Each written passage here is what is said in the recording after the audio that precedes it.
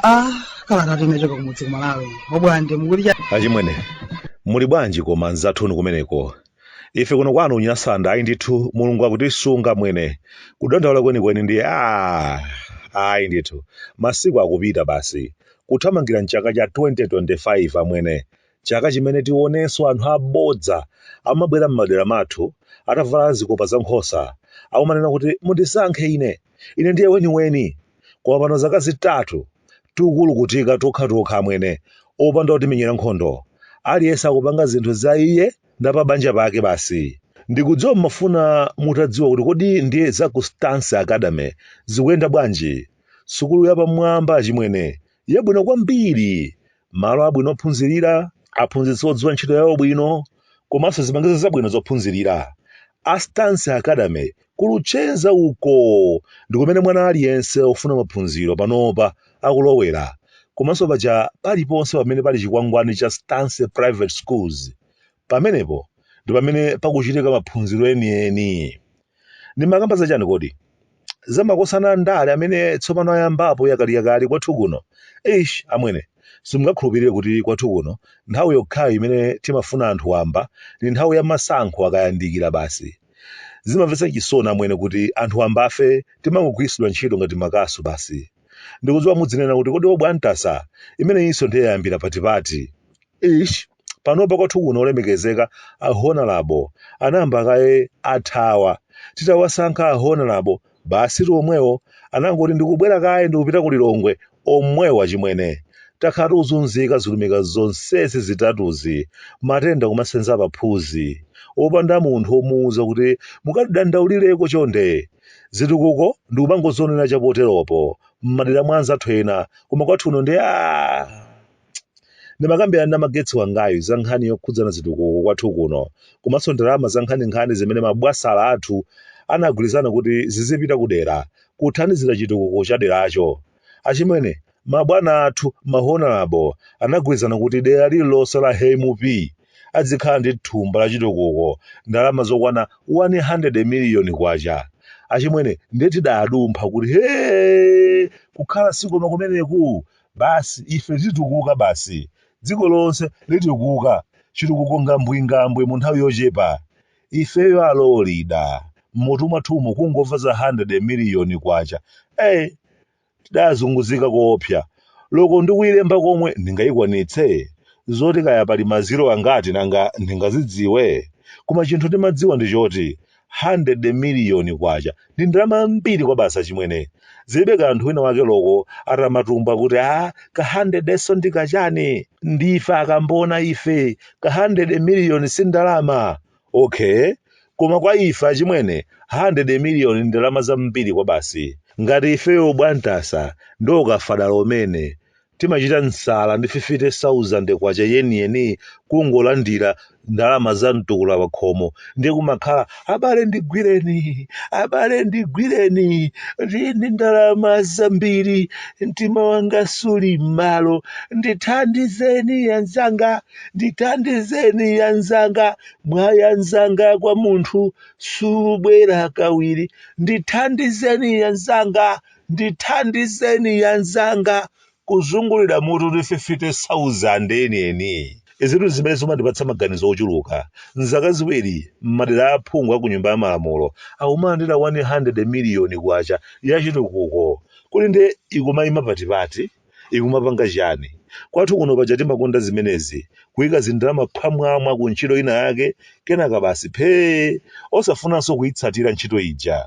Nzaka ziwiri zolandira 100 miliyoni kwacha yapadera. Amwene madera mu zinthu zimayenera kusintha. Mmene madera athu amaonekera pamene akhala kusintha. Koma zikuoneka kuti pali china chake ndithu chimene chikusowekera, koma chodabwitsano choti aliyense amakhala du ngati sizikumukhudza. Ndalama ya chitukuko cha madera monga muja ndakhala ndikudandaulira muja chimwene zomathera pa malilime sizikutipeza m'madera mwathu achimwene. Ndithu kukadakhala kuti tikugwiritsa ntchito ngati mmene dagwirizanirana Nyasande wathuyu ine apa akanakhala otukuka kopsa mukanthawi kochepa. Koma takumana okhaokha adyera amwene paliponse zochitika zathu zadyera basi kokera kwako. Ndimakamba nthawi zonse kuti mmene zimachitikira zinthu kwathu kuno zimadzaonetsa kuti ambiri ife dziko lathu sitimalikonda tipang'ono pomwe. Zimadzaoneka kuti ambiri ife mmutu mwathu mmakhala mukuyenda malingaliro akuba basa chimwene. Timangodikira mpata wakuba kuti upezeke. Ukangopezeka amwene sitimayang'ananso kawiri katatu. Timatola basi phee kumakhala ngati sizikutikhudza. Ndinkanena nthawi inake kuti anthu ambiri amene amakonda kulankhula kuti ayi mabwana mukuba kwambiri amakhala anthu amene ali chapoteropo akumazonera zinthu patali. Koma nawonso akadzangopeza mwayi oti ayi nanunso pakulanipo ndiye kumakhala nawonso kusakaza osati sewero. Kuba amwene tamba kuvomereza kuti ndi mbali yathu. Nchifukwa kwathu kuno nkhondo yolimbana ndi katangale imakhala papepala basi zochitika osaoneka kukhalira fulukuti pamalo amodzimodzi. Nkhani mabola za milandu osayenda kaya kumapolisa osasuntha kumangothera kuti basi tikufufuza kenaka ndiye kuti kachisimo makamaka kwa mahonalabwa achimwene. Nthawi zina zikadziwika kuti akukhala ngati amasolola ndiye amatha kumangidwa mwa filimu.